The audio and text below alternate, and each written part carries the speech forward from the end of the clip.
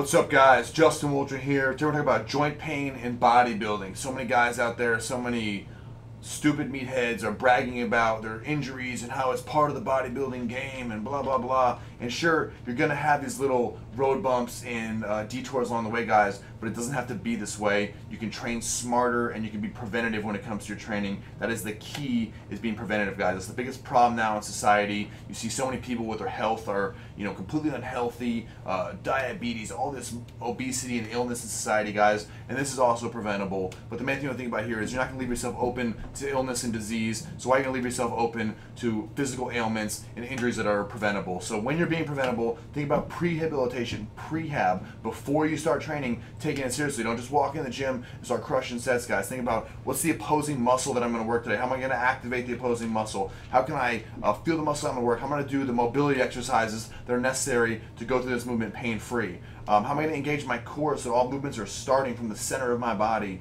and I'm calm and focused with a vision of how I'm going to execute these exercises? That is how you're going to intelligently progress and keep getting stronger and keep getting better in the gym, guys. So let's talk about tools to do this. Straps and wraps. Do you need to use straps and wraps? I'd say short answer, yes, if you want to be a serious powerlifter or bodybuilder. Because at the end of the day, you want to make sure you can go through a full range of motion without these tools, but when the time comes to do those max load sets on bench press, squat, deadlift, you're going to need to use your straps, you're going to use your wraps, and you're going to use your squat belt, all these tools, guys. So once you get into the zone on your top sets, keep your joints safe and keep getting stronger. So now let's talk about the low back. This is such a underrated element of training, and I think that people can really benefit to improve all these spinal erectors, fix their posture, fix their T-spine, their mobility, all these things that are so intricate and detailed, erector spinae multifidus, make sure your spine is functional in all ranges of motion and know all these planes of motion. Be intelligent about this, guys. It will only take you a few minutes to understand how this process works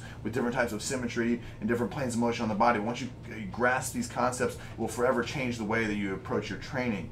Anyway, when it comes to training low back, guys, there's a lot of things you could do. Reverse hyperextensions, glute ham raises, regular weighted hyperextensions, all kinds of things to activate these spinal erectors and make your lower back powerful. Because some people say, oh, don't squat heavy, you're going to hurt your lower back.